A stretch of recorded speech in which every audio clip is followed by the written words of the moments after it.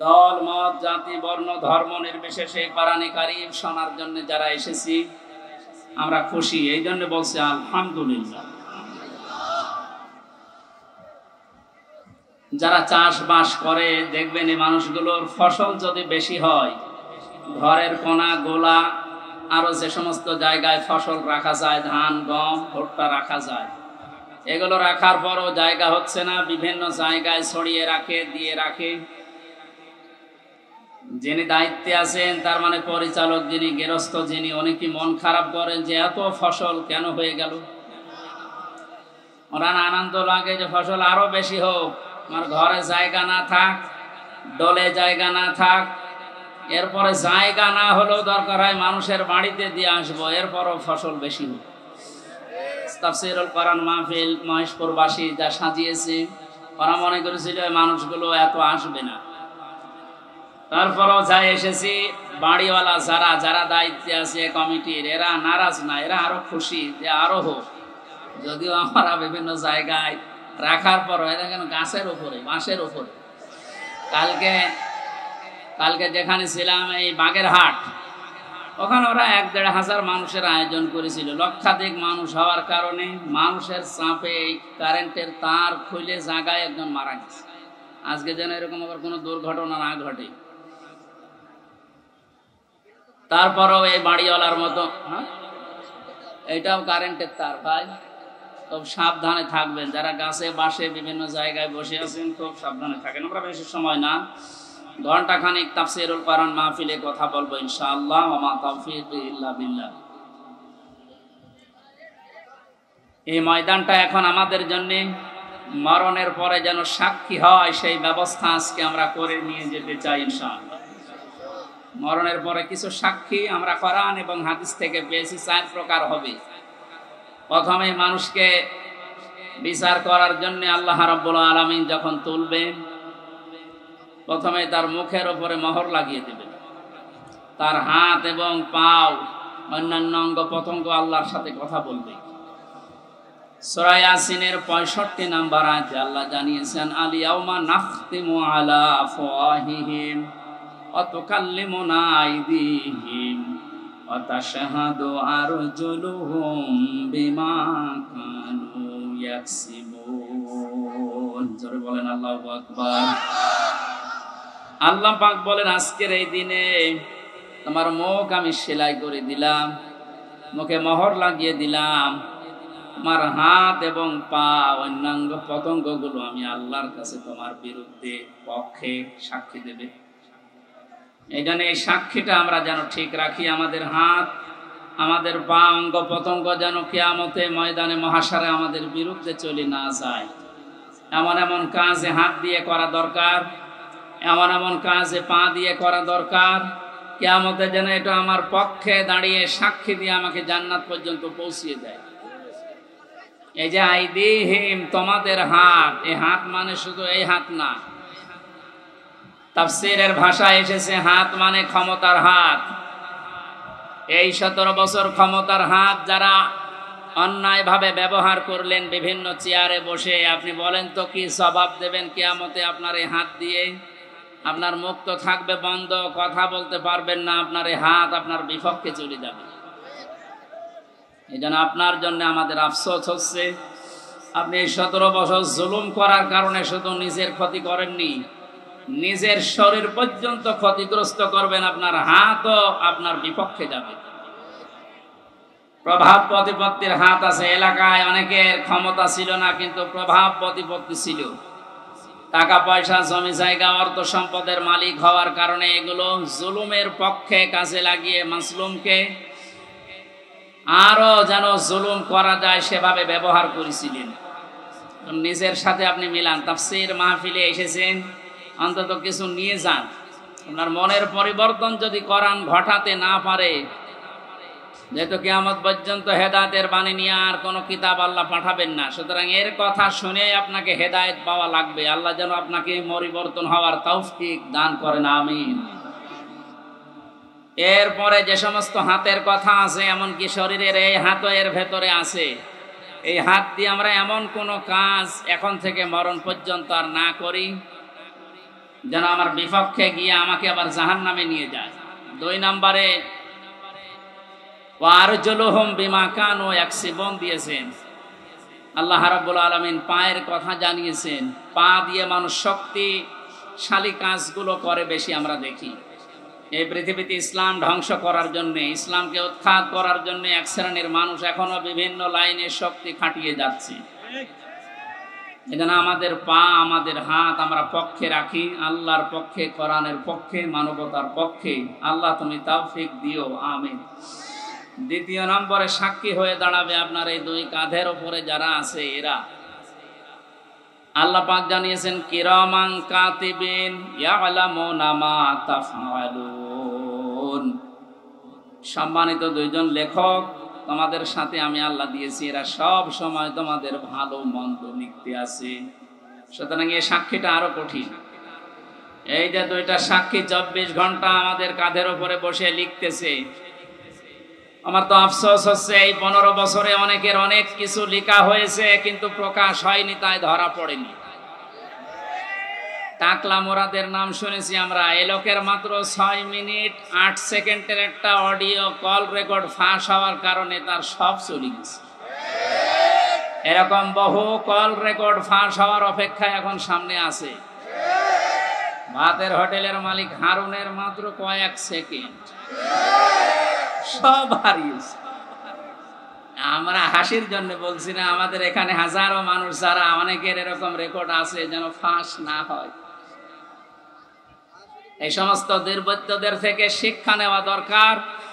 আমাদের জীবনেও বহু রেকর্ড আছে, ওর 6 মিনিট 8 সেকেন্ড ফাঁস হয়ে যদি সব হারায়, কিয়ামতের ময়দানে এই যে 2 জন বসে আছে এরা কিন্তু সব ফাঁস করবে। না জানি আমাদের আবার সব হারিয়ে যায় কিনা। 3 নম্বরের সাক্ষীর কথা আমি পেয়েছি। এই যে জমিনে বসে আছে, এই জমিনটা কিয়ামতে সাক্ষী দেবে। মহেশপুরের এই জমিন। আখরাজাতিল আরদু আসকালাহা। আল্লাহ পাক বলেন মাটির ভেতরে যা আছে সব সেকাল, সবগুলো বোঝা জমিন সেদিন বের করে দেবে। সুতরাং এখানে বসে আছি, এই জায়গাটুকু যেন কিয়ামতে আমার পক্ষে দাঁড়ায়, বলেন আমিন। এরপরের সাক্ষী হচ্ছে আল্লাহ আমার আমল নামা, যেটা আজকের তেলাওয়াতকৃত আয়াত দিয়ে আমরা যেটা আরম্ভ করবো ইনশাআল্লাহ। সূরা বানি ইসরাইলের 14-15 নম্বর আয়াত আল্লাহ জানিয়েছে, ইকরা কিতাবাকা কাফা বিনাফসিকা আল-ইয়াওমা আলাইকা হাসিবা। কি বলবার বলেন, এই কথা কানে আসলে আমি হারিয়ে ফেলবো। কথা বন্ধ করেন। এমনিতে 3 বছর জেলে থাকার কারণে অনেক কিছু হারিয়ে গেছে, অনেক কিছু আমি হারিয়ে ফেলেছি। কারণ আগে যা মুখস্থ করতাম 10 মিনিটে, এখন 10 দিনেও হচ্ছে না। কারণ ওরা এমন এমন খাবার খাওয়ায়, ওগুলো খেলে মানুষের ভেতরে কলকব্জা সব নষ্ট হয়ে যায়। আমি অনেক কিছু হারিয়েছি, আর হারাতে চাই না। আপনারা একটু আমাকে সুযোগ করে দিন কোরআনের কথাগুলো বলার। কথা বলবেন না, যাই করেন কথা বলবেন, ইশারায় করবেন। আমল নামাটা হাতে দিয়ে আল্লাহ পাক বলবেন পড়ো। লোকটা পড়তে থাকবে, আল্লাহ জানিয়ে দেবেন এইটাই তোমার হিসাবের জন্য যথেষ্ট, আর কিচ্ছু লাগবে না। জান্নাতে যাবে না জাহান্নামে যাবে, এই আমল নামাটা যেটা ফেরেশতা লিখেছিল এইটাই বলে দেবে। আল্লাহর বান্দা এটা হাতে নিয়ে পড়া আরম্ভ করবে। কয়েক লাইন পড়ার পরে দেখবে না এইটা তো জনগণের সামনে পড়া যায় না, লাইনটা বাদ দিয়ে পরের লাইনে চলে যাবে। হাজার হাজার সিসি ক্যামেরা নিয়ে দাঁড়িয়ে আছে ফেরেশতারা। আমি জেলখানায় থাকতে বিশেষ করে আমার আর মামুনুল হক হাফিজাহুল্লাহ, এই 2 জনের ব্যাপারে আলাদা কড়াকড়ি দিয়ে ওরা ক্যামেরা লাগিয়ে দিয়েছিল, যেন কেউ কথা বললে ওইটা ওরা অফিস থেকে দেখতে পারে যে কি কথা বলছে। অথচ আমাদের যে মামলা, আমার তো ছেড়ে রাখার দরকার ছিল জেলখানার ভেতরে। এই ঠনকো মামলা দিয়ে এত কঠিন কঠিন অবস্থায় নিয়ে গেছে, মানুষ এমনি টেনশনেই হাফ হয়ে যাওয়ার কথা। ফাঁসির কন্ডেম সেলের ভেতরে ওরা রেখেছিল আমারে, কিন্তু আমারে রাখার দরকার ছিল তো ওয়ার্ডে, যেখানে 70-80 জন মানুষ থাকে, যে এখানে সারাদিন থাকেন, গল্প করেন, নামাজ পড়ান, কোরআনের কথা বলেন, মাগরিবের পরে আপনারে ঘরে তালা লাগিয়ে দেবেন। 24 ঘন্টা এদিকে 2.5 হাত, এদিকে 3.5 হাত তালা লাগিয়ে দিত, থাক। কোনো যোগাযোগ নেই, যোগাযোগ বিচ্ছিন্ন। এই কঠিন অবস্থায় রাখার কারণে আমি বাস্তবতা একটা জিনিস টের পেয়েছি, কিয়ামতের ময়দানের এই যে আল্লাহ আমল নামাটা হাতে দিয়ে পড়বে যখন পড়, এই লাইনটা আসলে যারা এই জুলুমের সাথে সম্পৃক্ত ছিল ওই জুলুমের কথাটা ওরা পড়তে চাবে না। কোন লজ্জায় পড়বে, হাজার হাজার মানুষ তার সামনে থাকবে। আল্লাহর ফেরেশতারা ডাক দিয়ে বলবে না, আজকে আর ফাঁকি দেওয়ার কোনো রাস্তা নেই। কত ক্যামেরা সামনে, সব ফেরেশতারা দেখছে, পড়ো এই লাইনটাও পড়ো, বিনা কারণে মানুষকে কেন কষ্ট দিয়েছিলে এইটা পড়ে শোনাও। যারা কষ্ট দিলেন এই 17 বছর হাজার হাজার লক্ষ লক্ষ মানুষকে, আপনার বিবেকের কাছে বলেন তো আপনি কি পড়তে পারবেন কিয়ামতে ওই লাইন? পারবেন না। এই জন্য তওবা করার সময় যেহেতু এখনো শেষ হয়নি, পশ্চিম দিকে এখনো সূর্য ওঠেনি, আপনি এখনো তওবা করতে পারেন যদি আল্লাহ কবুল করেন। কিন্তু দুঃখজনক হলো সত্য একটা ভয়ঙ্কর তথ্য, আল্লাহু লা ইয়াহদিল কওমাজ জালিমিন, জালেমদেরকে আল্লাহ হেদায়েত দেয় না। আপনার কপালে যে কি আছে, নিজের কপালে আপনি নিজে কোড়াল মেরেছিলেন। আপনার জন্য এখন আমরা যারা মুসলিম আমাদের আফসোস হচ্ছে যে আপনি কি করলেন, দুনিয়াও শেষ করে দিলেন, আপনার আখিরাতটা ধ্বংস অলরেডি হয়ে গেছে। আপনার থেকে আমরা শিক্ষা নিতে চাই, আমাদের বাকি জীবনে যেন আমরা এমন কোনো কাজ না করি যেটা আমি জনগণের সামনে পড়তে পারবো না, ঠিক আছে? তাহলে এই মাহফিল সাকসেস হবে। তাছাড়া আমি একেবারে হাব্বা জাব্বা দিয়ে এলে স্টেজ সব ভেঙে ফেললাম, কোনো কাজ আছে? বাংলাদেশে ইসলাম কায়েম হয়ে গেল মনে করেন, কিন্তু আমার নাজাত হইল না, লাভ আছে? বলেন না কেন? ইসলাম কায়েম হোক না হোক আমার চেষ্টা করা লাগবে এই জমিনে। কারণ এই যে ইসলাম, এটা আল্লাহর তৈরি করা, আল্লাহর পাঠানো। আমি ইসলামের মালিক না, আমি ইসলামের খাদেম। আমি ইসলামের কি? এই যে জমিনটা, এই দেখে মনে হয় 2-3 বিঘা জমিন এখানে পড়ে আছে, এই জমিনের মালিক হচ্ছে ইনি সভাপতি সাহেব, মুন্সি সাহেব। আমাদের মতো 8-10 জন কামলা, জন, মনীষ, পাট, লেবার যাই বলেন, উনি ভাড়া করিস যে আপনারা সকাল থেকে বিকাল 5টা পর্যন্ত এই জায়গায় ধান লাগান, এই জমিনে বিকাল 5টায় আপনাদের বেতন দিয়ে দেব। বিকাল 5টা বাজতে আর মাত্র 10 মিনিট বাকি আছে। কয় মিনিট? 8-10 জন মস্তান এসেছে মোটরসাইকেল নিয়ে, বড় বড় ছড়ি নিয়ে, সোনার ছেলেরা এখন যেটা ব্যবহার করতো, যেটা এখন পাওয়া যাচ্ছে, এইটা এখন নিয়ে এসে বলছে এ ধান আমরা লাগাতে দেব না, ধান লাগিয়েছেন যা আরো তুলে ফেলবো।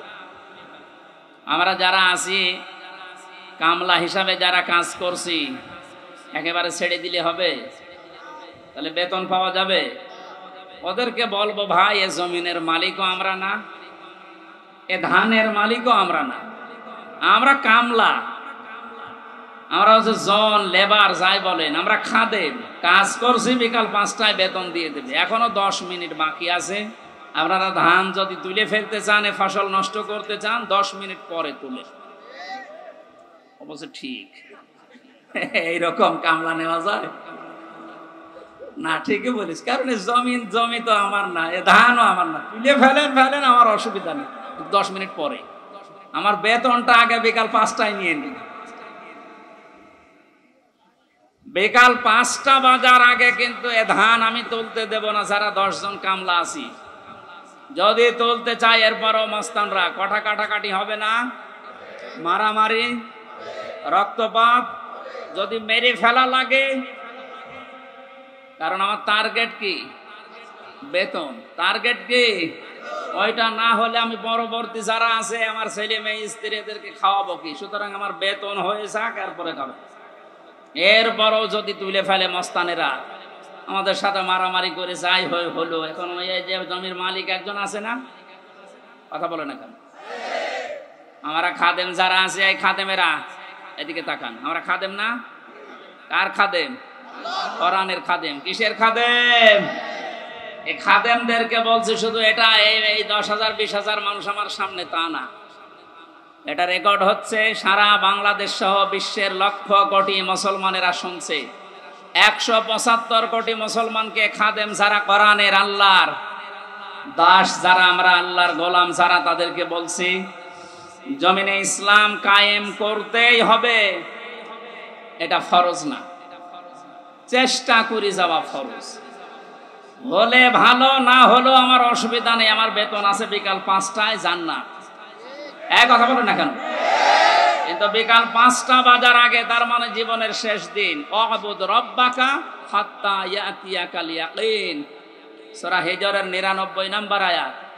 আল্লাহ বলেন ইবাদত করবা আল্লাহর ওই দিন পর্যন্ত যতদিন মরণ না আসে। সুতরাং মৃত্যু আসার আগ পর্যন্ত আমরা যারা খাদেম আছি এ জমিনে আল্লাহর দিন কায়েম করার চেষ্টা চালাবই। বাধা যদি কেউ দিতে আসে, তর্কাতর্কি হবে, এতদিন সেটা হয়েছে, হাতাহাতি হবে, এতদিন যেটা হয়েছে, রক্তপাত হবে, এতদিন যেটা হয়েছে, ফাইনাল এখন শুরু হবে মেরে ফেলা লাগলে মেরে ফেলবে।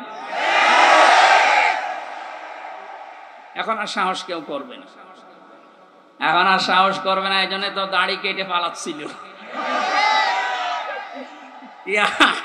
ইতিহাস তৈরি করে গেল লোকটা।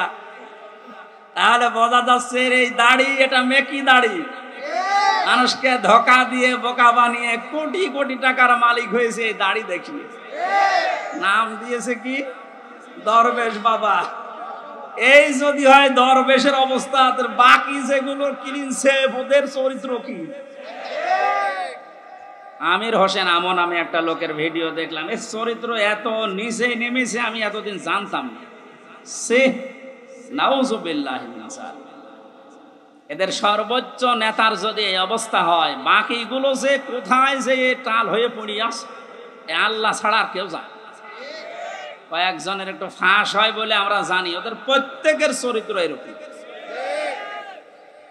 বহু মানুষের সাথে মিশে দেখেছি এইটা। একবার চট্টগ্রাম থেকে আসার সময় এক বাসের ড্রাইভার পেছনে বসেছিলাম, বলছিল এই কথা যে কি বলবো, কিছু বলতেও পারি না, সইতেও পারি না। মাঝে মাঝে যখন বাস চালিয়ে যায় মনে করি ওই রকম কিছু পেলে চাপা আগে ওইটা দেব। কত রাগ একটা মানুষের তৈরি হলে এ কাজ করতে পারে বলেন তো? যদিও হত্যার পক্ষে আমি না, কিন্তু ঝিনাইদহ শহরে একজনের লাশ দেখলাম টাঙিয়ে জুতা দিয়ে পিটাচ্ছে। একটা মানুষকে কত ঘৃণা করলে এ লাশ টাঙিয়ে, তাও উলঙ্গ করে টাঙিয়ে রেখেছে। এরপরও আপনার লজ্জা হয় না? এরপরও সাপোর্ট করেন জালেমদের। আপনার তো বিবেক মরে গেছে। এতক্ষণ মাওলানা হোসাইন আহমেদ অনেক কথা বলেছে, সর্বশেষ কথা ছিল আয়না ঘর নিয়ে। এই কথা শুনলে অনেকে মনে করছে আয়না ঘর মানে চারিদিকে আয়না দেওয়া। কোনো আয়না নেই, কোনো আয়না নেই। আমি তো রিমান্ডে 10 দিন ছিলাম, কোনো আয়না নেই। যে অবস্থা তৈরি করেছেন আপনি, এর সাথে জড়িত যারা প্রধান থেকে শুরু করে নিম্ন পর্যন্ত, একটাকেও ক্ষমা করার মতো না। কারণ এরা ক্ষমার অযোগ্য হয়ে গেছে। ক্ষমা পাওয়ার জন্য যে যোগ্যতা দরকার এদের ভেতরে সেটা নেই। সুতরাং যারা বলছেন এদেরকে ক্ষমা করে দিলে হয় না, না, কিসের ক্ষমা? আপনি ব্যারিস্টার আরমান, যিনি তার স্ত্রী 8-9 বছর পর্যন্ত অপেক্ষায় ছিল, উনি আজকে একটা ভিডিও বার্তা পাঠিয়েছে যে আমি আশা ছেড়ে দিয়েছিলাম যে আমার পরিবারস্থ লোক মনে হয় আমি আর দেখতে পারবো না, কিন্তু আমার পরিবারের লোক আমার আশা ছাড়েনি। আপনি এই দৃশ্যটা একটু সামনে নিয়ে নিজের সাথে মিলান তো। আপনার জীবনেও কোনোদিন জালেমদের ক্ষমা করতে মনে চাইবে? কখনো চাইবে না। মানে বাস্তবতা টের পাচ্ছেন না। তাই 5 দিন 7 দিন 10 দিনে আপনার অবস্থা এরকম হয়ে গেছে। 8 বছর 10 বছর 12 বছর 14 বছর একজনকে মাটির নিচে এক ঘরের ভেতরে পচা খাবার দিয়ে আটকিয়ে রেখেছে। আপনার বিবেক বলে কিছু আছে? আপনি জানোয়ার চাইতো খারাপ। মনে করলাম তাফসীর করবো কি করে? দৃশ্যগুলো সব এখন চোখের সামনে ভাসতেছে।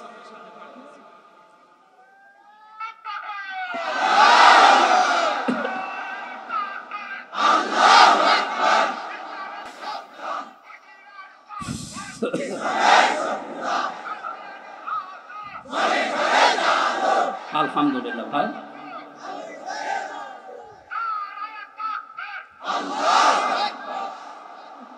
আমার ভাইরা, কোরআনে কারিমে আল্লাহ পাক জানিয়েছেন মায়াশফা শাফাআতান হাসানাতান ইয়াকুল্লাহু নাসীবুম মিনহা ওয়া মায়াশফা শাফাআতান সাইয়্যাতান ইয়াকুল্লাহু কিফলুম মিনহা ওয়া কানাল্লাহু আলা কুল্লি শাইইন মুকিতা। এই পৃথিবীতে কোনো মানুষ যদি ভালো কাজের, সৎ কাজের, কল্যাণমূলক কোনো কাজের সুপারিশ করে, সহযোগিতা করে, রায় দেয়, ভোট দেয়, সাপোর্ট করে, সমর্থন জানায়, ওই লোকটা ভালো কাজ করে যে সওয়াব পাবে, আপনি ওই ভালো কাজে শুধু রায় দেওয়ার কারণে, সাপোর্ট দেওয়ার কারণে একই সওয়াব পেয়ে যাবেন। সুতরাং এই সুযোগ কিন্তু সামনে আসতেছে, ভালো কাজ করা যায় যে সমস্ত মানুষের দ্বারা। আপনি যদি ওই জায়গায় যেতে না পারেন, যারা ভালো কাজ করবে এদেরকে আপনি অন্তত সাপোর্ট দিয়ে, সহযোগিতা করে, রায় দিয়ে হলেও এগিয়ে যাবেন। লোকটা ভালো ভালো কাজ করে যত সওয়াব কিয়ামতে নিয়ে উঠবে, আপনি শুধু রায় দেওয়ার কারণে কিয়ামতে ওই সওয়াব নিয়ে উঠতে পারবেন। পরবর্তী শব্দ দেখেন, ওমাই ইয়াশফা শাফাআতান সাইয়্যাতান ইয়াকুল্লাহু কিফলুম মিনহা। কোন মানুষ যদি অন্যায় কোনো কাজ করে আর ওই কাজে যদি কেউ সাপোর্ট দেয়, রায় দেয়, ভোট দেয়, সমর্থন জানায়, খুশি হয়, ওই লোকটা অন্যায় করার কারণে যা পেয়েছে আপনি শুধু খুশি হওয়ার কারণেই তাই পাবেন। এত জুলুম নির্যাতন দেখার পরও যদি কোনো মানুষ জালেমের পক্ষে রায় দেয়, ওই জালেম কিয়ামতে যেভাবে উঠবে আপনাকে আল্লাহ ওইভাবেই তুলবে। আপনাকে আমি বাঁচাতে চাই, আপনি তো অত বড় জালেম না, এই জন্য আপনাকে আমি বাঁচাতে চাই। কোন জালেমের পক্ষে থাকবেন না। নবীজি বলেন, তোমার ভাই জালেম হোক আর মজলুম হোক, তাকে সাহায্য করো। সাহাবী বলেন, হে নবী, আমার ভাই যদি মজলুম হয় তাকে তো সাহায্য করা যায়, কিন্তু জালেম হলে তাকে সাহায্য করব কিভাবে? নবীজি বললেন, তোমার ভাই যদি জালেম হয় তাকে তোমার দায়িত্ব এই জুলুম থেকে ফিরিয়ে রাখা, এইটাই তাকে সাহায্য। সুতরাং জীবন দিয়ে যে মানুষগুলো জালেমের কবল থেকে আমাদেরকে মুক্তভাবে এই দেশে বিচরণ করার সুযোগ দিয়ে গেল, এই মানুষগুলো কিয়ামতের দিন যেন শহীদ এই শব্দ নিয়ে উঠতে পারে, বলেন আমিন। ময়দানে মাহশারে আমলনামাটা, কিতাবটা যখন আপনার হাতে আল্লাহ তুলে দেবে, বলবে তুমি নিজেই যথেষ্ট, জান্নাতে যাবে না জাহান্নামে যাবে। আমি আমার ঈমান থেকে কথা বলছি, কারো দিকে না তাকিয়ে আবার নিজের দিকে আয়াতের সাথে মিলিয়ে বলেন তো, এখনই যদি মারা যান আর এই বইটা যদি আপনার সামনে তুলে ধরে বলে, বল হামজা তুই এইটা পড়ে যা, জান্নাতে যাবি না জাহান্নামে যাবি? কাবা শরীফ যখন তাওয়াফ করে মানুষ, আমি 16 সালে গিয়েছিলাম, গত বছরও গিয়েছি, বাস্তবতায় যেটা দেখলাম, ষষ্ঠ চক্করে মানুষ একটা দোয়া পড়ে আল্লাহর কাছে, আল্লাহুম্মা ইন্না আলাইয়া হুকুকান ফীমা বাইনি ওয়া বাইনিকা। কাবার সামনে নিয়ে বলে, রব্বুল আলামিন তুমি আমার মালিক, আমি তোমার গোলাম, তোমার ভেতরে আমার ভেতরে বহুদিন পাওনা আছে, আমি বান্দা হিসাবে, দাস হিসাবে, গোলাম হিসাবে যা যা পাবো তুমি সেই বীর্য থেকে শুরু করে হামজা বানিয়ে সব দিয়ে দিয়েছো। আমি উল্লেখ করার মতো কিছু ছিলাম না। হাল আতা আলাল ইনসানি ঈনুম মিনাদ দাহরি লাম ইয়াকুন শাইআম মাযকুরা। মানুষ কি একটু চিন্তা করে না যে জন্মের আগে, এই পৃথিবীতে আসার আগে উল্লেখ করব এমন কোন বিষয় লোকটা ছিল না। আজকে সভাপতির নামের নিচে দেখলাম লেখা বিশিষ্ট ব্যবসায়ী আলহাজ নুরুজ্জামান মুন্সি, কত সুন্দর নাম দিয়ে পেছনে ডিগ্রি লাগিয়ে দিয়েছে, উনি এই কাজ করি খায়। বয়স যদি এখন 60 বছর হয়, 61 বছর আগে এই নাম গন্ধ পৃথিবীর মানুষ জানত? বলেন বলেন। শুধু এতটুকুই না, বাবার বীর্য যখন মায়ের রেহেমের ভেতরে দ্রুত গতিতে পাস হয়, আল্লাহ পাক বলেন ওই দিকেও একটু তাকাও। ফালিয়ানজুরিল ইনসানু মিম্মা খুলিকা মিম্মা ইন দাফিকিন ইয়াখরুজু মিন বাইনিস সুলবি ওয়াত তারাইব। মানুষকে নজর করে দেখে না কি জিনিস দিয়ে তাকে বানালাম। বাবার স্ফলিঙ্গ দিয়ে দ্রুত গতিতে বের হয়ে যাওয়ায় না পাক পানিটা মায়ের রেহেমের ভেতরে জমা হয়। এই যে সলবন এবং তারাইব দিয়েছেন আল্লাহ। সলবন বলা হয় বাবার লজ্জাস্থান, তারাইব বলা হয় মায়ের লজ্জাস্থানকে। এই দুইটা শব্দ আমি তাফসিরের ভেতরে ব্যাখ্যায় পেয়েছি। আল্লাহ বাবার ক্ষেত্রে এক বচন দিয়েছেন, মায়ের ক্ষেত্রে বহু বচন দিয়েছেন। কেন দিলেন? তাফসিরে তাবারি মুফাসসিরে আয়াতের এই সলবন আর তারাইবের ব্যাখ্যা করতে গিয়ে লিখেছেন, পৃথিবীতে মানুষকে নিয়ে আসতে বাবার চাইতে মায়ের কমপক্ষে 3 গুণ কষ্ট বেশি হয়। এই যে এখানে যত পুরুষ মানুষ আছি আমরা, সর্বোচ্চ 45 ইউনিট কষ্ট যদি আমাদের শরীরের ভেতরে কেউ এনে দেয়, আমি সঙ্গে সঙ্গে মারা যাবো, আর সহ্য করতে পারবো না। বিজ্ঞান জানিয়েছে পৃথিবীতে হামজাকে দুনিয়ায় আনতে তার মায়ের কমপক্ষে 57 ইউনিট কষ্ট সহ্য করা লেগেছে। 45 আসলে আমরা মারা যাব, অথচ উনি সহ্য করেছিলেন 57 ইউনিট। প্রতিটি জিনিস পরিমাপ করার একটা যন্ত্র আছে, কষ্ট মাপ দেওয়ার জন্য একটা যন্ত্র আছে, এটা ইউনিট দিয়ে মাপা লাগে। এই যে এই প্যান্ডেলটা যদি আপনাকে আমি মাপ দিতে বলি, দাড়ি পাল্লায় তুলে দেবেন কি দিয়ে? ফিতা লাগবে, গজ লাগবে, টেপ বলেন, এটা দিয়ে মাপতে দিলে আপনি মাপতে পারবেন এটা কয় গজ। পৃথিবীতে প্রতিটি জিনিস মাপার আলাদা আলাদা যন্ত্র আছে না নেই? কষ্ট মাপার জন্য 45 থেকে 57 আপনি হিসাব করেন। এতগুলো কষ্ট সহ্য করার পরেও শুধু শেষ করেননি।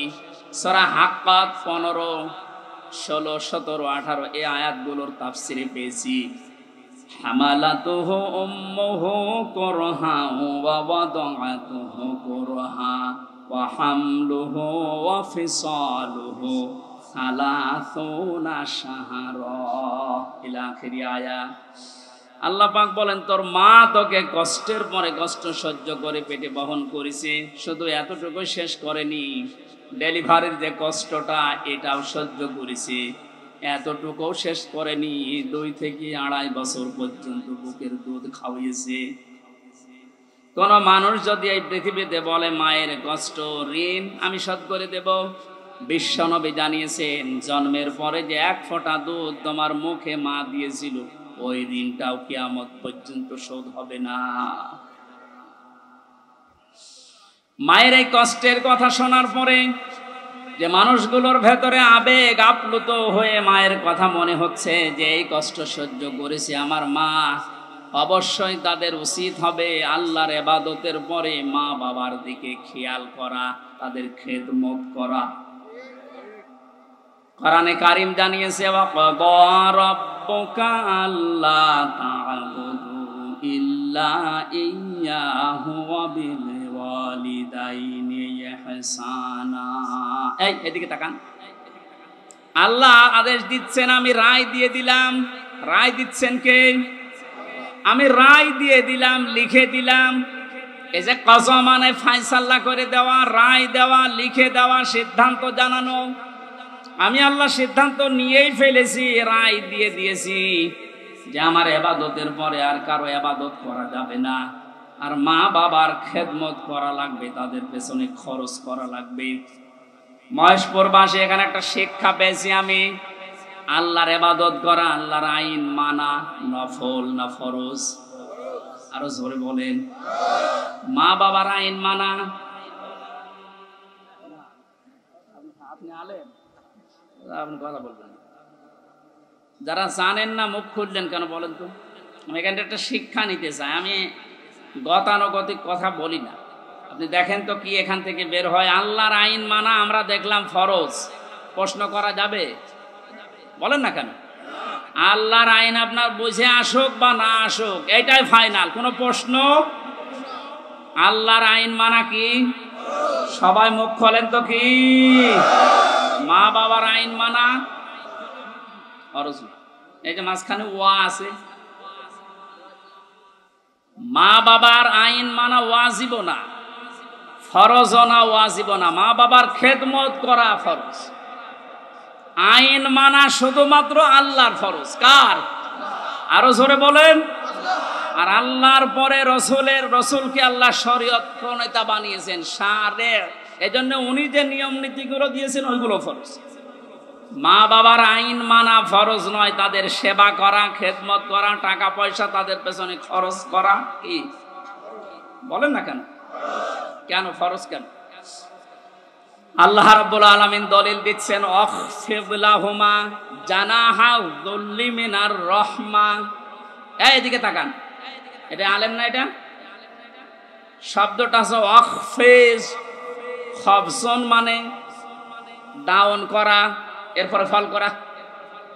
খবসন মানে কি? ডাউন করার পরে ফল করে দেওয়ার আরবি নাম আখফিজ বা খবসন। আল্লাহ বলেন খবসন করবে। জানাহান মানে ডানা, দিল্লুন মানে ছায়া হয় বা নম্রতা হয়। তোর যে ছায়া আছে ডানা, আর এই ডানার ছায়াটা এভাবে ডাউন করার পরে ফল করে দিবি। আমার প্রশ্ন হচ্ছে, এ পৃথিবীতে কোনো মানুষের ডানা আছে কি? এটা কি? তাহলে আল্লাহ এখানে এদন দিত বা আউদা দিত, এ শব্দ না দিয়ে জানাহুন পাখির ডানা আল্লাহ আমাদেরকে দিলেন। আল্লাহ মনে হয় জানে না তাই। জানাহুন দিলেন পাখির ডানা আমাদেরকে ধার করিয়ে। কেন? ডানা আর দুনিয়ায় কারো নেই?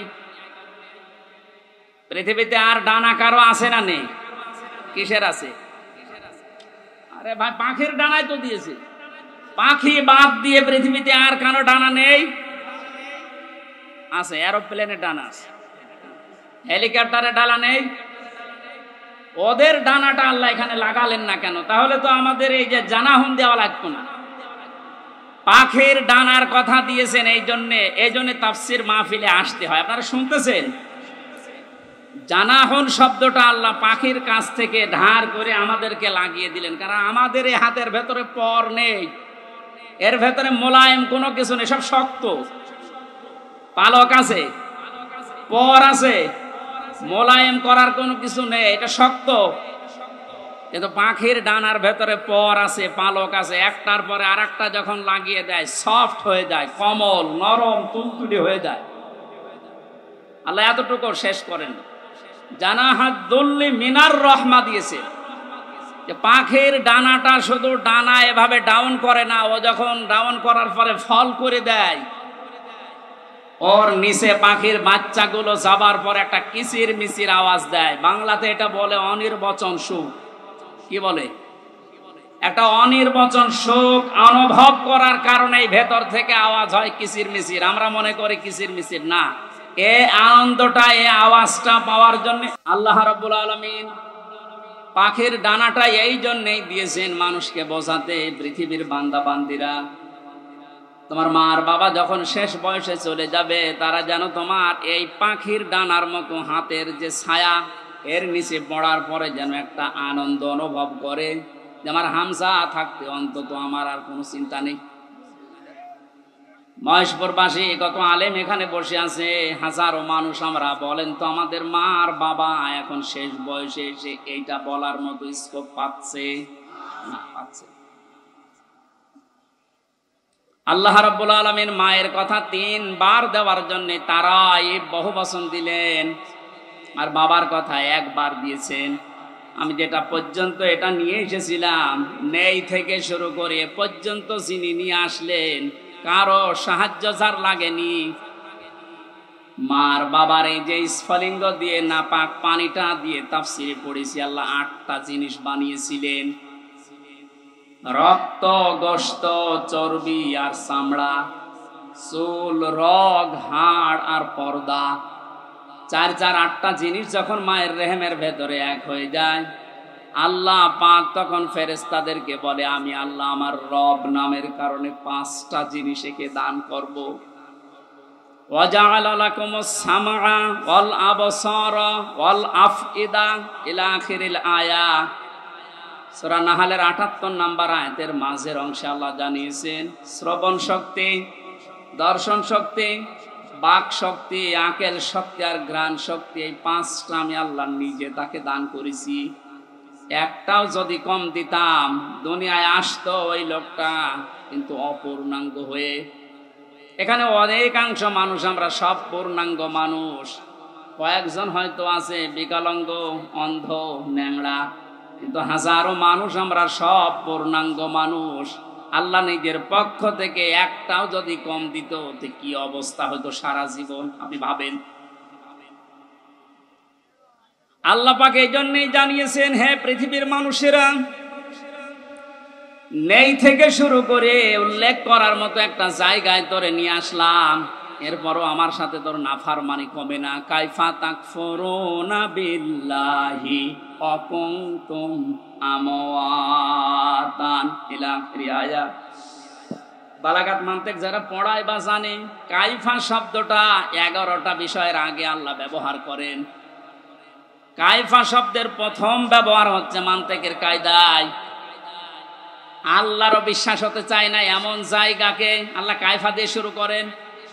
এটা এতক্ষণ যেটা বলছিলাম, বীর্য থেকে শুরু করে এ পর্যন্ত আনার পেছনে কারো কোনো অবদান নেই। মার বাবা শুধু এক বিছানায় ছিল, এতটুকু তাদের কাজ। বাকি যা করার বলেন তো কে করেছে? এই মানুষ এখান থেকে হামজা পর্যন্ত হবার পরে যখন নাফরমানি করে, তখন আল্লাহ কাইফা শব্দ দিয়ে শুরু করেছে যে কি করে নাফরমানি করে আমারও বিশ্বাস হয় না। কাবার গেলাপ ধরে মানুষ কিন্তু ষষ্ঠ চক্করে এইটাই বলে এসেছি আমরা, রব্বুল আলামিন আমি তোমার গোলাম হিসাবে, বান্দা হিসাবে বহু কিছু আমাকে তুমি দিয়েছো, ওই যে বীর্য থেকে পর্যন্ত, কিন্তু তুমি আমার মালিক হিসাবে আমার তো কিছু দেওয়া দরকার।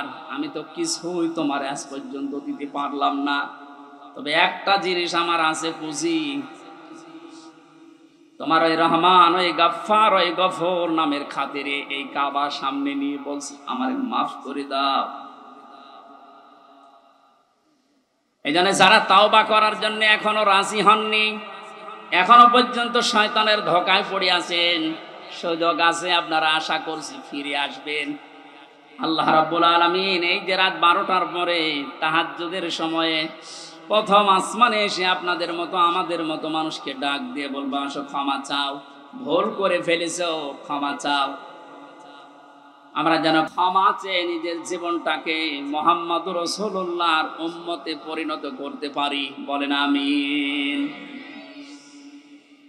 মহেশপুরবাসী বান্দা যখন এটা পড়তে পড়তে কিছুক্ষণ যাবার পরে দেখবে না লজ্জা লাগে, পড়ার মতো না, আল্লাহ পাক বলবেন না পড়া লাগবে।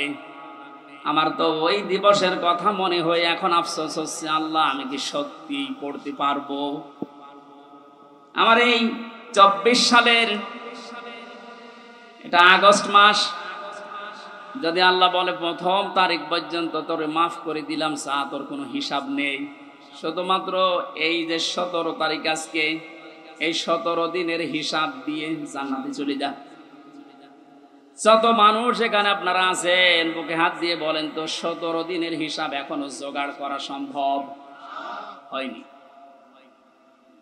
অথচ যে হাদিস পড়েছিলাম, নবীজি বলেন, মা তাজালু কদামা বানি আদম আবদি ইয়াউমাল কিয়ামাতি হাত্তা ইসালান 50। কিয়ামতের এই কঠিন ময়দানে প্রতিটি মানুষকে আল্লাহ তার নিজের সামনে দাঁড় করাবেন। প্রত্যেককেই 5টা করে প্রশ্নের উত্তর জিজ্ঞাসা করবে। 5টা প্রশ্নের সঠিক জবাব দেওয়া ছাড়া কেউ সামনেও যেতে পারবে না, পেছনেও যেতে পারবে না, জায়গায় দাঁড়িয়ে থাকবে। শুধু মাইক ফাটিয়ে টেবিল ফাটিয়ে ফেলেন না, নিজের সাথে মিলান তো। জালেমদের কথা তো বাদই দিলাম, আমরা যারা মজলুম আছি তারা নিজেদের দিকে এই 5টা বিষয় একটু মিলাই। গোসামিল দিয়ে উত্তর দিলে হবে না, নকল করে গোপালগঞ্জের মতো পাশ করে চাকরি পেলে হচ্ছে না। আমরা A+ পাওয়ার পর আমাদেরকে দেয় না, আর ওরা 2.5 পেয়ে চাকরি পেয়ে যাচ্ছে। কত দুর্নীতি হয়েছে আপনি টের পাচ্ছেন। বাস্তবতায় মিলিয়েছেন আপনি একবারও যে এই লোকটা নিজে আল্লাহর সামনে দাঁড়িয়ে আছে? আপনি নিজে মনে করেন, দাঁড়িয়ে যখন আছে আল্লাহ জিজ্ঞাসা করছেন হামজা বলো তো দেখি, একটা জীবন দিয়েছিলাম 60 বছরের, এই 60 বছরে কি করলে, জবাব সঠিকটা দাও। 2 নম্বরের বিষয় আল্লাহ দিয়েছেন যুবকদের বিষয়, এবং সাবাবিহি ফিমা আবলা, একটা যৌবনকাল দিয়েছিলাম 15 থেকে শুরু করে 45 বছরে, যে বিশাল একটা যৌবনকাল, এটা কোন কোন কাজে লাগিয়েছে বলো। আর যেহেতু যুবকদের কারণে দেশটা স্বাধীন হয়ে গেল, এই যুবকগুলো নাই পার পেয়ে যাচ্ছে। আমরা যারা যুবক আছি এই স্বাধীন দেশে এখনো পর্যন্ত পরিবর্তন হচ্ছে না, কি জবাব দেব বলেন? আমার কিন্তু 60 বছরের ভেতরে যৌবনকালটা ছিল। আল্লাহ আলাদা করে যৌবনকালের কথা নবীজি বললেন কেন? এই কারণে জানিয়েছে, কারণ যুবকদের দ্বারাই সব কিছু পরিবর্ধন করা সম্ভব, যেটা আমরা দেখতে পেলাম। যুবকদেরকে আমি আজকে এই মাহফিলে আহ্বান জানাই, শুধু এইটাই না, যেহেতু পরিবর্তন হওয়া আরম্ভ হয়েছে, সংস্কার হওয়া শুরু হয়ে গেছে, আগামীর বাংলাদেশকে ইসলামের হাতে তুলে দিয়ে আপনারা ক্ষান্ত হবেন। যুবকরা যদি ইচ্ছা করে এটা করা সম্ভব কিনা বলেন তো?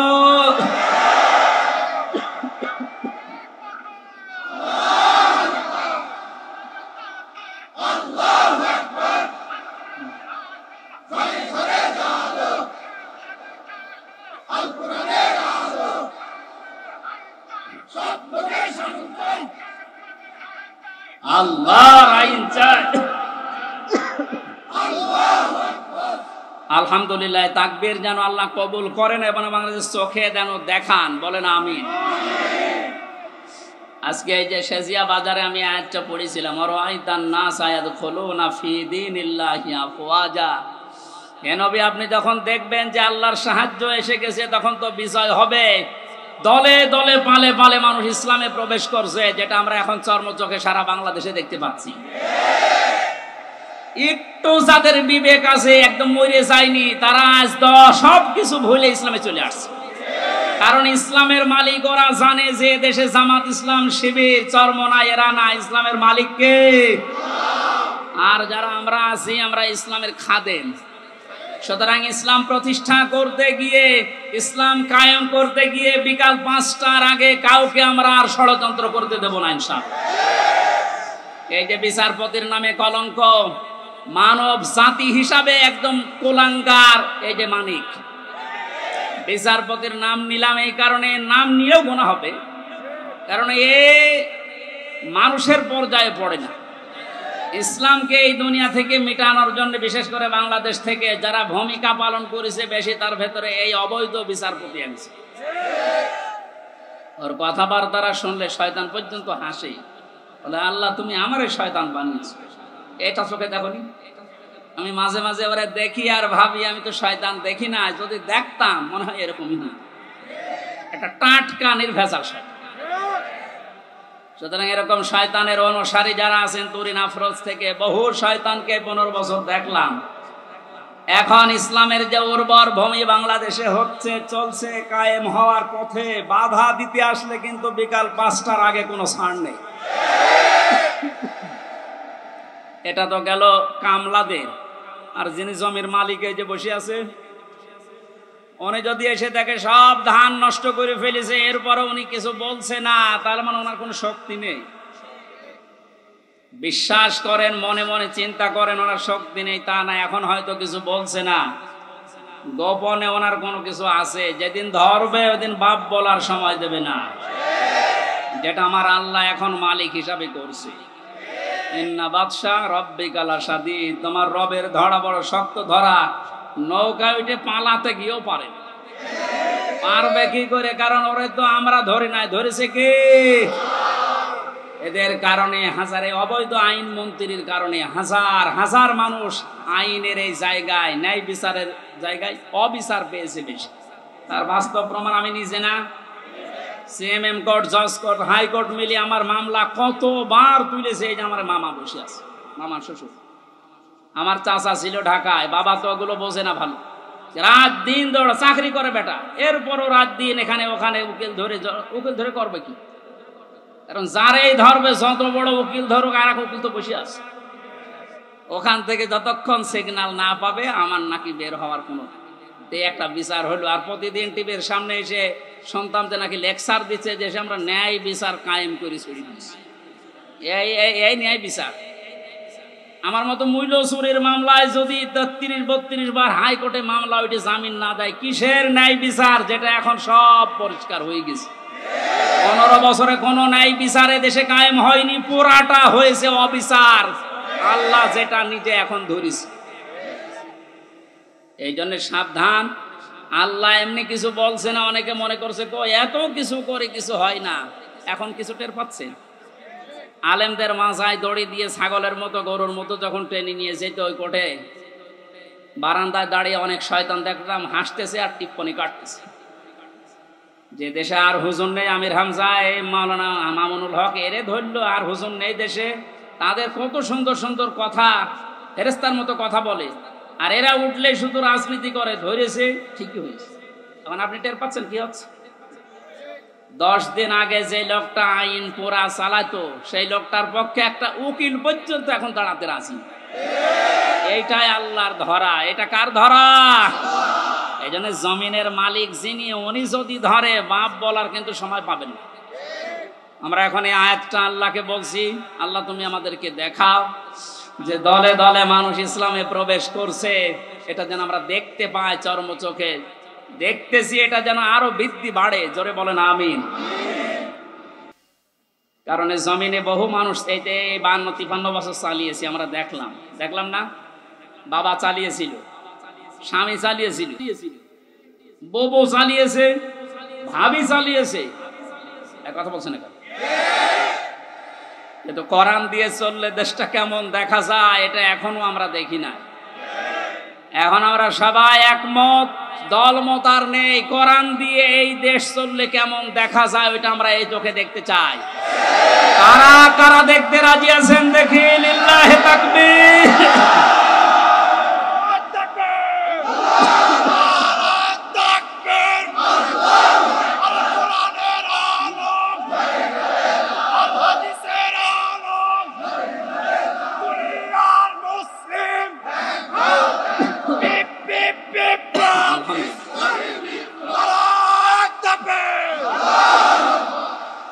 কোরআনের খাদেম আমরা যারা এখানে বসে আছি, আমাদের কোনো টেনশন নেই। কায়েম হলেও এদেশে ভালো, না হলেও আমার কোনো লস নেই। আমার বেতন আছে বিকাল 5টায়, তার নাম জান্নাত। ওটা আল্লাহ আমাকে দেবেই। কারণ বিকাল 5টা পর্যন্ত জমিটা একটু দেখে শুনে রাখতে পারলে উনি যেমন বেতন দেবে, আল্লাহ আমাদেরকে জমিনে কাজ করার জন্য বেতন দিতে পারে না? ওই বেতন পাওয়ার আশায় আছে। কিয়ামতের ভয়াবহতার কথা আজকের তেলাওয়াতকৃত আয়াতগুলোতে ছিল। যেহেতু আমরা বলেছিলাম 1 ঘন্টা, এই জন্য খুব তাড়াতাড়ি করছি, সামারাইজ করছি। আল্লাহ রাব্বুল আলামিন সূরা হাক্কাত 52টা আয়াত দিয়েছেন। কিয়ামতের যে ভয়াবহ দৃশ্য, এগুলো আল্লাহ তুলে ধরেছেন প্রথম থেকে। পুরাটা তাফসীর করতে গেলে অনেক সময় লাগবে। সামনে আরো 2টা মাহফিলে এলাকায় আছে, আমরা ওখানে ধারাবাহিকভাবে বলবো ইনশাআল্লাহ। আজকে খুব কম সময় নিচ্ছি। হাক্কাতের 19 থেকে শুরু করে যতটুকু পারা যায়। আল্লাহ রাব্বুল আলামিন বলেন, ফাআম্মা মান উতিয়া কিতাবাহু বিয়ামিনিহি ফায়াকুলু হাউমুকরাউ কিতাবিয়া। কিছু তথ্য আছে নতুন, আলেমরা যারা, জ্ঞানী মানুষ যারা, ভালো করে শুনবেন।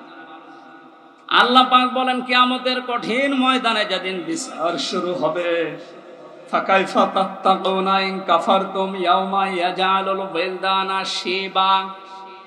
এত কঠিন ভয়ঙ্কর জালজালা অবস্থা তৈরি করব, যুবক মানুষ বুড়ো হয়ে যাবে। ও বাংলার মুসলমানেরা, 8টা বছর যে লোকটা আয়না ঘরে ছিল আজকে দেখতে পেলাম।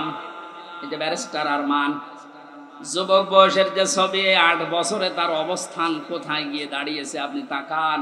তা তো 8টা বছর জুলুমের স্টিম রোলার চলার কারণে তার অবস্থা এখন এই। অথচ আল্লাহ জানিয়েছেন কিয়ামতে এমন ভয়াবহ অবস্থা তৈরি করব, দৃশ্য দেখেই মানুষ সঙ্গে সঙ্গে যুবক মানুষ বুড়ো হয়ে যাবে। ওনার বুড়ো হতে সময় লেগেছে 8 বছর, কিয়ামতে আমার বুড়ো হতে সময় লাগবে কয়দিন? মুহূর্তের ভেতরে চোখের পলক পড়তে বুড়ো হয়ে যাবে মানে যুবক মানুষ। কি অবস্থা হবে এবার ভাবেন। ইয়াউমা ইয়াফিরুল মারউ মিন আখি, প্রথমেই পালাবে মানুষ দেখলেই তার আপন ভাই থেকে, ওয়া উম্মিহি ওয়া আবি, তার মায়ের কাছ থেকে, বাবার কাছ থেকে, ওয়া ফাসিলাতিহি আল্লাতী তুবি। আল্লাহ পাক বলেন তার জ্ঞাতি গোষ্ঠী, তাকে যারা আশ্রয় দিত, এই মানুষগুলো পালাতে থাকবে। ও দুনিয়ার মানুষেরা, পৃথিবীতে আমরা বিপদে পড়লে, হামলা মামলার শিকার হলে আগে ভাই আগিয়ে আসে, বাবা আসে, বংশের লোক আসে, জ্ঞাতি গোষ্ঠী যে দল করি ওই দলের লোক আসে। আল্লাহ পয়েন্ট আকারে ওগুলো আগে দিয়েছেন যে এইগুলো আগে পালাবে। একটা বারের জন্য আপনার বিবেকে নাড়া দেয় না যে এইগুলো যদি পালায়। যারা আজ ধোকা দিয়ে অনেককে 15 বছর বোকা বানিয়ে রেখেছিল, পীরের নামে হাজার হাজার লক্ষ লক্ষ ভণ্ড বেরিয়ে, যে কোনো চিন্তা নেই আমরা আছি, ওরা আগে পালাবে। ওরা বিবেককে একটু রায় দেয় না যে মা যদি পালায়, বাবা যদি বলে না আমি বিয়ে করিনি, সন্তান পাবো কোথায়? আমার তো এই আয়াত পড়ার পরে বিশ্বাস হয় লক্ষ কোটি পীরেরা বলবে আল্লাহ দুনিয়া আমি পীরই ছিলাম, মুরিদ পাবো কোথায়? এই জন্য কোন ভণ্ডের উপরে আশা আকাঙ্ক্ষা ভরসা না করে নিজের কাজের দিকে ভরসা করেন। আল্লাহ বলেন তোকে পড়তে দেব, পড়, ধরে আমল নামাটা পড়। ফায়াকুলু হাউ মুকরাউ কিতাবিয়া ইন্নী যানানতু আন্নী মুলাকিন হিসাবিয়া। কিতাবটা হাতে নিয়ে পড়তে আরম্ভ করবে আর বলবে অবশ্যই আমি এটা বিশ্বাস করে চলতাম যে আমাকে একদিন আল্লাহর দরবারে এভাবে হিসাব দেওয়া লাগবে। শুধু এই আয়াতটাই মানুষের জীবন পরিবর্তন করে দিতে পারে। কষ্ট হচ্ছে আপনাদের? আয়াতটার তাফসিরে আমি তাবারিতে পড়েছি, খলিফাতুল মুসলিমিন হযরত ওমর রাদিয়াল্লাহু তাআলা আনহু তার সন্তানটাকে একবার ভর্তি করলেন মাদ্রাসায়। হোসাইন রাদিয়াল্লাহু তাআলা আনহু ওই সময় প্রধান বিচারপতি হযরত আলীর সন্তান, তিনিও মাদ্রাসায় পড়তে বলে কলম ফেলে দিচ্ছিলেন, বলে তুলে দাও তুলে দাও তুলে দাও। 3 বার তুলে দেওয়ার পরে প্রধান মন্ত্রীর ছেলে এজন্য একটু রাগ হয়ে গেছে, ডাক দিয়ে বলে কলম ফেলে দিতে বলো, বারবার আমারে তুলতে বলো, আমি খাদেম তোমার চাকর। হযরত হোসাইন বলে ফেলেছেন তুমি শুধু চাকর না, তুমি চাকরের বাচ্চা, খাদেমের বাচ্চা। খাদেম বাড়িতে যে আব্বাকে বলছে আব্বা আমি আর পড়বো না, কেন? আমাকে গালি দিয়েছে, ছোট করেছে আমার বন্ধুদের মাঝে, তুমি বিচার করো হোসাইনের। আজকে না, জমার দিন বিচার হবে। খুতবা দিচ্ছিলেন হযরত ওমর, ডাক দিয়ে বললেন হোসাইন এখানে আসো। বলে হ্যাঁ সামনে আসো। তুমি আমার সন্তানকে গালি দিয়েছো, খাদেমের বাচ্চা, খাদেম বলে অপমান করেছো। হযরতে হোসাইন বললেন হ্যাঁ আমি বলেছি। তিনি বলেন কেন বললেন? হযরতে হোসাইন ওখান থেকে দাঁড়িয়ে বলে খলিফা বুকে হাত দিয়ে বলেন তো আপনি কি আমার নানার খাদেম ছিলেন না? হযরত ওমরের কথা বন্ধ হয়ে গেছে, চোখের পানি ফেলে বলে আমি তো খাদেম ছিলাম, এভাবে তো ভাবি নাই। আমি যে খাদেম ছিলাম এটা তো আমি তো জানি। তুমি কি লিখে দিতে পারবে যে আমি নবীর খাদেম ছিলাম তোমার নানার? কাগজ নিয়ে আসে, খেজুর পাতা নিয়ে এসেছে, লিখে দিলেন এই ওমর আমার নানার খাদেম ছিল, আমি দেখেছি, এতে হোসাইন ইবনে আলী, সই করে দিলাম। কাগজটা হাতে নিয়ে হযরত ওমর বলেন নবীর সাহাবীরা বিচার হয়ে গেছে। ছোট মানুষ আব্দুল্লাহ ও তো বোঝে না, বলে কি বিচার করলে বাবা? তুমি তো এখনো মারধর শুরু করনি। হযরত ওমর বলে সন্তান যে বিচার করিস এটা দুনিয়া না, মরণের পর কাজে লাগবে। আমি ইন্নী যানানতু আন্নী মুলাকিন হিসাবিয়া, আমি বিশ্বাস করে দুনিয়ায় চলি যে আমাকে হিসাবের মুখোমুখি হওয়া লাগবে। আমি ওমর 26 বছর বয়সে মুসলমান হয়েছি, বাকি এই কয় বছর ইবাদত বন্দেগি চাই করলাম, হিসাব দিতে পারবো কিনা জানি না। মারা যাওয়ার পরে কাগজটা আমার কাফনের ভেতরে দিয়ে দিও। আল্লাহ যখন আমাকে তার সামনে তুলে ডাক দিয়ে বলবে হিসাব দাও, জীবনে কিছুই যদি কবুল না হয়, এই কাগজটা আল্লাহকে দেখিয়ে বলবো, রব্বুল আলামিন তুমি আমার জীবনের কিছু যদি পছন্দ না করো, তোমার ভালো না লাগে, কাগজটার দিকে তাকাও, তোমার নবীর নাতি লিখে দিয়েছে আমি নবীর খাদিম ছিলাম, এই ওসিলাই হলেও তুমি আমারে মাফ করে দাও। জবাব দেওয়া, হিসাব দেওয়া কিয়ামতের ময়দান, এটা তাদের কোন পর্যায়ে ছিল? তারা কি বিশ্বাস করতো হিসাবিয়া? আর আমরা কোথায় আছি? আল্লাহ পাক বলেন হিসাব বড় কঠিন জিনিস। এজন্য আমার নবী পর্যন্ত প্রতিদিন 100 বার করে দোয়া করতো, আল্লাহুম্মা ইন্না আলাইয়া হিসাবা ইয়াসিরা, হে আল্লাহ তুমি আর চাই করো আমার হিসাব সহজ করে দিও। নবীজি মাঝে মাঝে বলতেন, সাহাবীরা আল্লাহর দয়া ছাড়া হিসাব দিয়ে কেউ জান্নাতে যেতে পারবে না। সাহাবীরা বলেন, হুজুর আপনি? বিশ্ব নবী বলেন, আমারও সম্ভব না আল্লাহর দয়া ছাড়া হিসাব দিয়ে জান্নাতে যাওয়া। বাংলার মুসলমানেরা যারা আগে পেছনের সব অপরাধ আল্লাহ মাফ করে দিয়েছে, এই মানুষটা যদি 100 বার হিসাবের বিষয়ে চিন্তা করে 24 ঘন্টায়, আমাদের কতবার হিসাব আসা দরকার। যে হিসাবটা যত বেশি আসবে, এই দেশ থেকে দুর্নীতি তত বেশি পালাবে। আজ এক একটা মন্ত্রী, এক একটা নেতার ঘরে যত টাকা, যত স্বর্ণ পাওয়া যাচ্ছে, এর একটাই কারণ, এরা কোনোদিন বিশ্বাস করে না যে আর একটা জায়গা আছে যেখানে হিসাব দেওয়া লাগবে। এখন যারা দায়িত্বে আছেন, পরবর্তীতে যারা আসবেন, তারা 100 ভাগ বিশ্বাস করে ওই জায়গাগুলোতে যাবেন যে আমি আর চাই করি, আমাকে কিন্তু হিসাবের মুখোমুখি হওয়া লাগবে। বাংলার দুদক না, বাংলার বিচারপতি না, আমার যে নিয়ালাই সাল্লাল্লাহু বিআহকামিল হাকিমিন, সব চাইতে বড় বিচারপতি যিনি, ওনার সামনে আমার হিসাব দেওয়া লাগবে। কথা বলেন ঠিক কিনা? আমি হামজা সহ যত মানুষ এখানে বসে আছি, প্রত্যেককেই যেন এই আয়াতটা নিজের সাথে মিলিয়ে আল্লাহ আমাদের হিসাব যেন সহজ করে দেন, বলেন আমিন। ফাওয়া ফি ঈশাতির রাদিয়া, এই লোকটাকে আল্লাহ সন্তোষজনক জীবন দান করবেন। এদিকে তাকানে পারে, যে তথ্যটা বলার জন্য এতক্ষণ পর্যন্ত এদিকে ওদিকে আমি ছড়িয়েছিলাম, এইবার সে পর্যন্ত এসেছি, আলেমদেরকে বলছি ফাওয়া ফি ঈশাতির রাদিয়া, আল্লাহ পাক বলেন তাকে সন্তোষজনক জীবন দান করব। সন্তোষজনক জীবন কি? ফি জান্নাতিন আলিয়া, সুউচ্চ মাকাম জান্নাত যেটা, ওখানে আল্লাহ তাকে পৌঁছিয়ে দেবেন। কুতুফুহা দানিয়া, যার ফলগুলো হাতের নাগালে এসে নাড়াচাড়া করবে। কুলু ওয়াশরাবু হানিয়াম বিমা আসলাফতুম ফিল আইয়ামিল খালিয়া, আল্লাহর পক্ষ থেকে ঘোষণা হবে, খাও, পান করো, মন মতো খাও, কারণ এই খাবারগুলো তোমাদেরকে জালেমরা দুনিয়ায় খেতে দেয়নি, এরকম আরামে জালেমরা থাকতে দেয়নি। 15 বছর অনেকে এই বাংলাদেশে নিজের স্ত্রীর কাছে রাখতে পারে নাই, নিজের ঘরে মাথা দিয়ে ঘুমাবে পারে নাই। এই কথা বলে না কেন? আম বাগানে, বাঁশ বাগানে, এমনকি ধানের ক্ষেতের ভেতরে মশারি টাঙিয়ে 15 বছর কাটিয়েছে এমন মানুষ হয়ে দেশে আছে।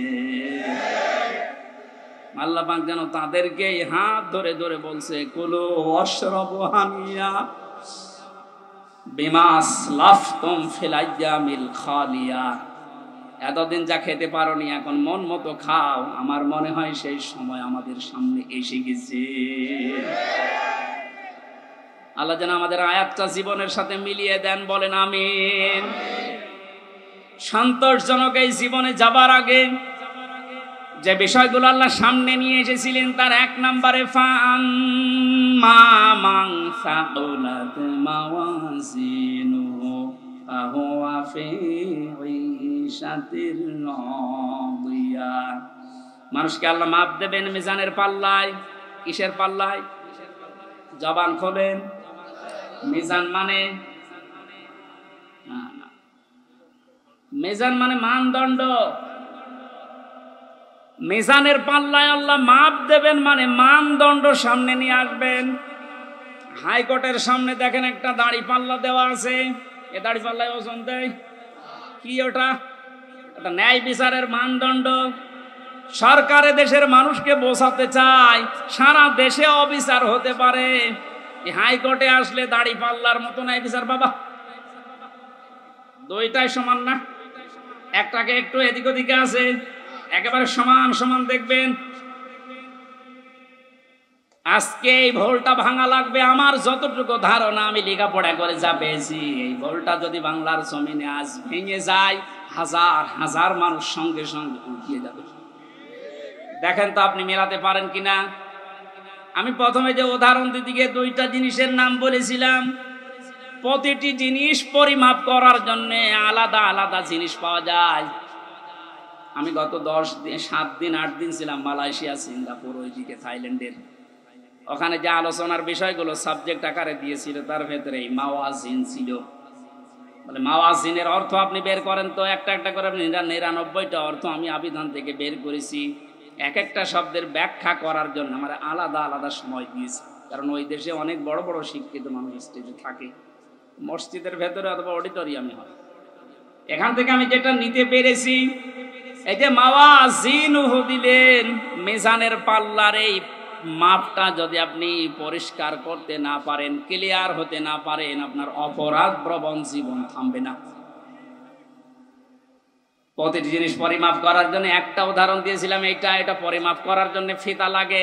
চাউল পরিমাপ করার জন্য বাটখারা লাগে। কি লাগে বলেন বলেন? তেল পরিমাপ করার জন্য লিটার লাগে, সিসি লাগে। কেউ যদি এখন তেল মাপ করার জন্য ফিতা দেয়, মাপতে পারবে? এইটা মাপ করার জন্য দাড়ি পাল্লা দেয়, মাপতে পারবে? তাহলে প্রতিটি জিনিস মাপ করার জন্য আলাদা আলাদা যন্ত্র পাওয়া যায়। কিয়ামতে আল্লাহ ফাহুয়াফি ঈশাতির রাদিয়া, সন্তোষজনক জীবনে আপনার পৌঁছে দেবে। এখানে যাবার আগে একটা কাজ যে করবে, মাপ। কি মাপ? মানে পরিমাপ। এই যে মিজানের পাল্লা বলছেন আপনি, মানদণ্ডে আল্লাহ মাপ দেবেন। আবার বলছে ভালো করে শুনবেন, গীবত করবেন না কিন্তু বাইরে যে। প্রতিটি জিনিস যদি পরিমাপ করার জন্য আলাদা আলাদা যন্ত্র থাকে, কিয়ামতের দিন আল্লাহ মিজানের পাল্লায় মাপ দেবে কি? আমল। আমল কি মাপ দেবে? বলেন বলেন। আমল মানে কাজ, আমল মানে আরো জোরে বল। কাজ মাপার জন্য দাড়ি পাল্লা লাগে, ফিতা লাগে, লিটার লাগে। কি লাগে?